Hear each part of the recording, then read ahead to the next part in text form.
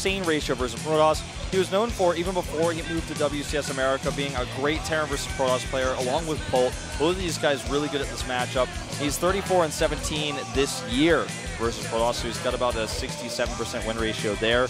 And so far this season of WCS, he was able to get out of his group with a 4-1 score, 2-0 victory in first place in WCS America, only facing Puck as a Protoss player in that group, who he actually didn't even have to face in the group, beating Slam and then beating Major with a 2-0 to get out in first place. So pretty solid stats coming out of this guy.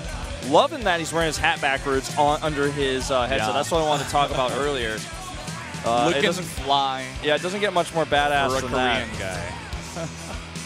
Wearing your hat backwards.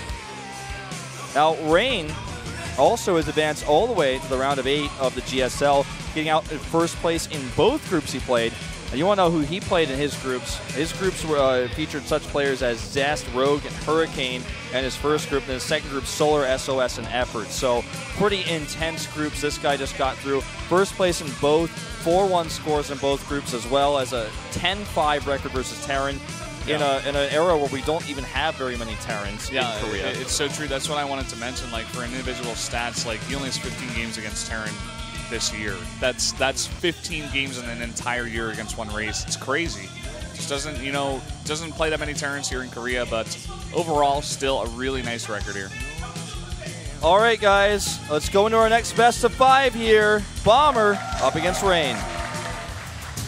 Red Bull Bomber 최지성 versus SK텔레콤 T1 Rain 정윤정.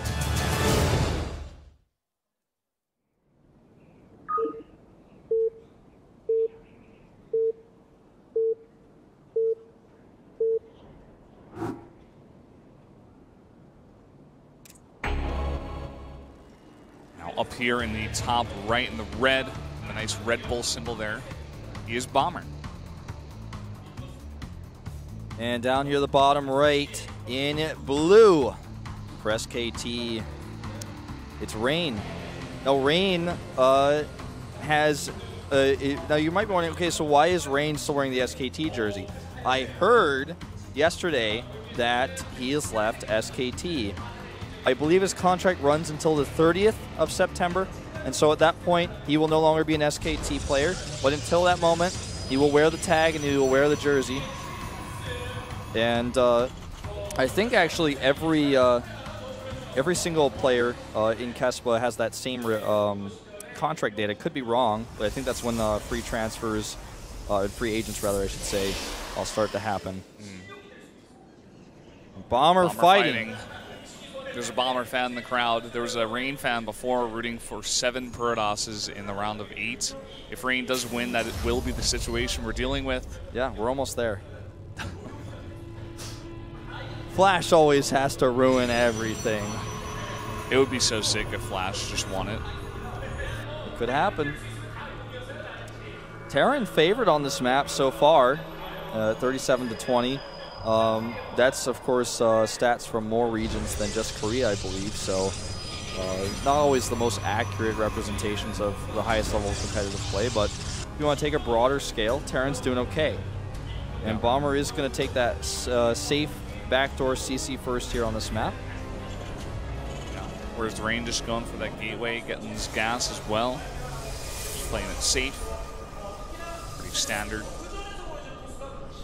It's odd to imagine a world where Rain is not wearing that jersey anymore. A lot of people have teased the idea of Liquid Rain. That would be pretty funny. I don't know. I don't know where he'll end up.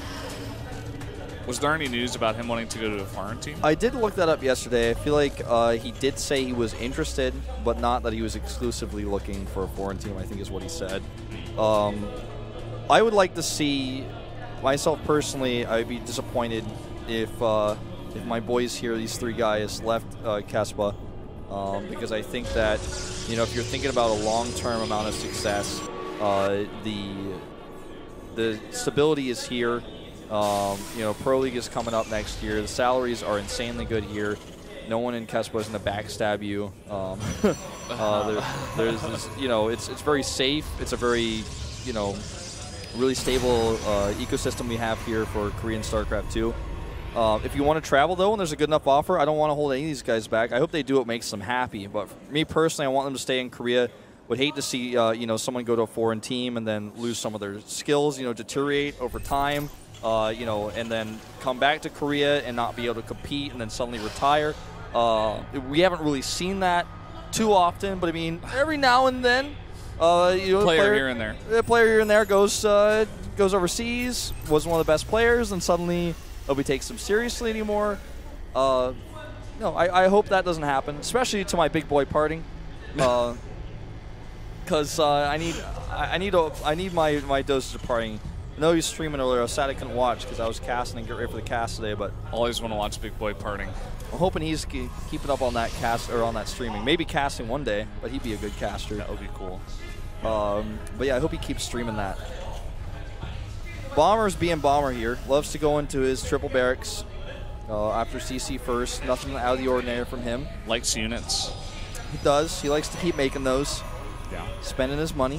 Whereas Rain, over here, he's going for the Stargate. You can see Oracles. Pretty standard out of a Stargate like this.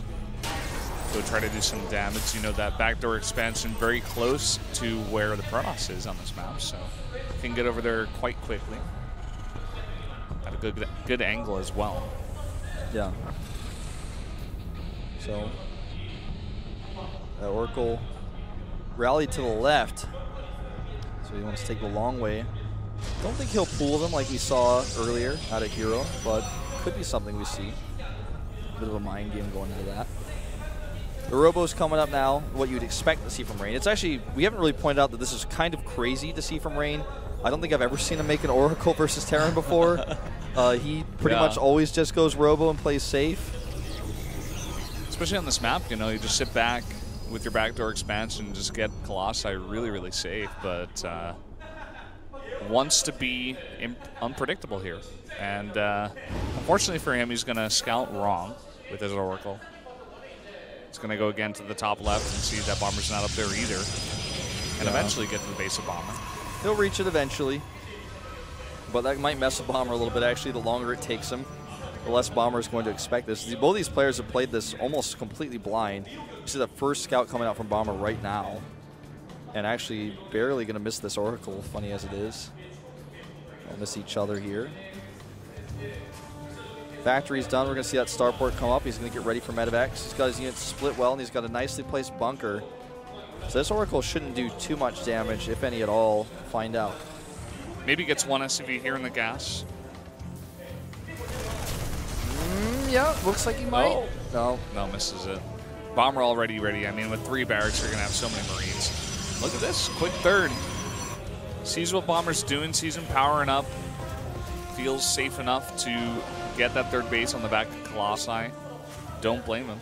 Do you think he'll go Phoenixes? I mean, he has the option, but it doesn't really scream Rain to me, He is already throwing down the Forge. Flying around in here, trying to get some more scouting information. There's the Phoenix on the way. So the Phoenixes will help him a little bit in getting that third base secured against drops. And on this map of these positions, there's so much dead airspace between the third of Rain and actually the backdoor expansion of Bomber. So with that, he can actually, if he catches a drop, probably kill it before the units could be dropped off to protect the medevac. So good choice to go Phoenixes with a risky third like this. Makes it less risky. Oracle still flying around, still threatening. Did lose some of his health. Still hasn't gotten any kills, but it's used for good scouting. Keep good tabs on Bomber here. A Bomber has already started a third CC. It's not messing around when it comes to economy. He's going to want to start harassing pretty soon here. Does move out right as I say that. Getting ready to put some pressure on because as a Terran player, you never just want to sit in your base and sit back and wait. You've always got to be making the opponent react to you. Hoping that he might make a mistake or two while you're harassing him so that you can actually get that damage done, get ahead. Nice pick off there, delaying the CC. The first kill, though, of the Oracle.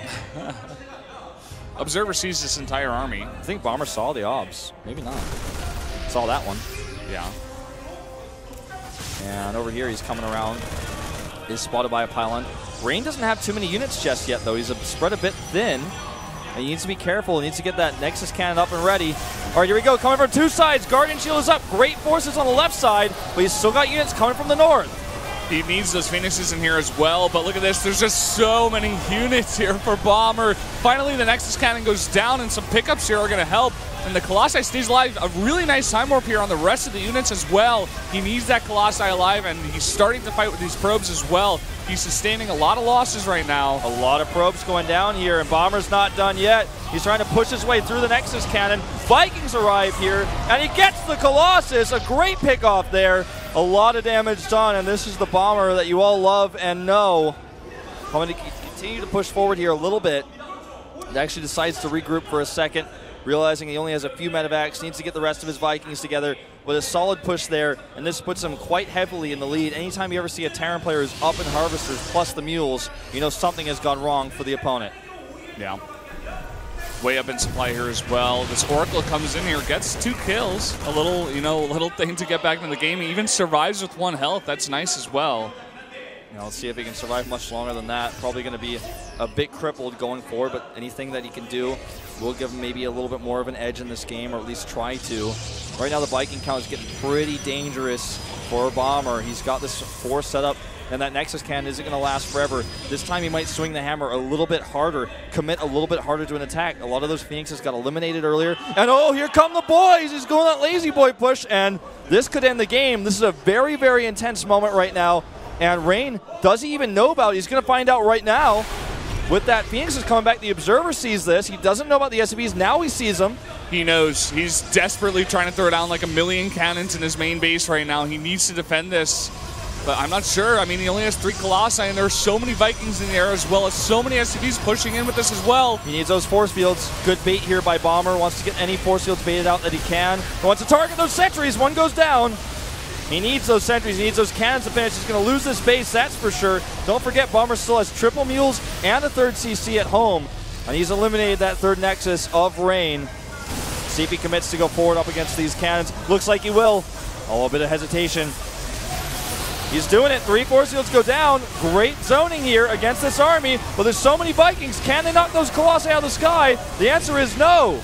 Not for now, not just yet, but still the army is alive and well here for Bomber, but still there's a lot of cannons here defending. He's going to have to back off for now. Some more Phoenixes come into play here. Picks off 1 Viking. But again, Rain is so far behind now. He gave up that whole Nexus. Now Bomber can start mining from that 3rd CC at that 3rd. Getting Ghosts as well. He's just going to back off and prepare for another attack here. Worker count, though, pretty heavy in Rain's favor. It's just that he can't really fully utilize that without a 3rd base saturation. He's going to remake that base. He's going to kill his factory. Nice eye there by Bomber. He's able to see this, realize this is happening, and get his 2nd starport up before this happens. Goes to Academy, he's about to finish 2. And he sees the timing of that Nexus. He knows exactly when it's been added. Bomber just needs to gear up for another push. The scary idea, though, is can Storm get out? Can he get Storm ready before the next push? Because that would really ruin Bomber's day. Definitely would. I'm just not sure if he can, Well, I mean, he's got Ghosts, on the way here. Normally, the Lazy Boys push comes with 3 Ghosts. And we might see him actually go with +1 for Vikings, +2 for weapons, and these 3 Ghosts coming out right now. Seems like a pretty good timing to me to pull the boys again and go for it. Yeah. Bomber, I mean, he just went for an earlier push there because he saw blood in the water. He was like, I know the Protoss is weak right now. I know he's down in the units. I can go for an attack like this. And he was right.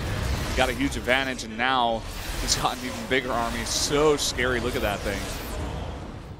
Scary indeed. Look at the supplies. All right. They're coming. There's a few of them. Some of them. The brave ones. Oh, he's repairing the Vikings. Makes sense. He might pull the rest of them, though. Look at that army supply. Army quality, though. Is it good enough? Here they come. Storm is a long ways away. Temple Archives isn't even done yet. You may want to cancel that as he sees the 2nd push coming across. Doesn't see the SCVs, but I think you can reasonably assume that they're coming. Here they come. Once you get those under the front. 14 Vikings in the air right now. Just 5 Colossi. How does he want to use that Mothership Core energy? He's going to have to make a tough choice here.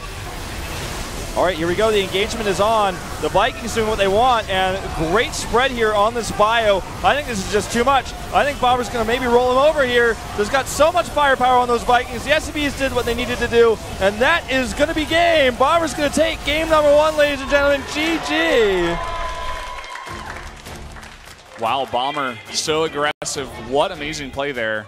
Did not let Rain breathe for a second, especially in those positions. You know, he understood that, he understands this game so well. He just went for that super hard aggression on that third base, punished Rain for taking it so greedily.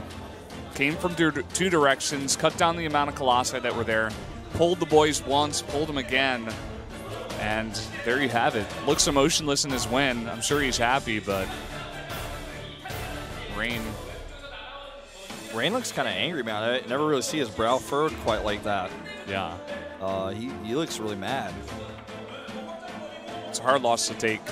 Constant pressure, never letting up as Bomber, and you just sit there and you keep losing fight after fight, next eye after next eye, and it's rough.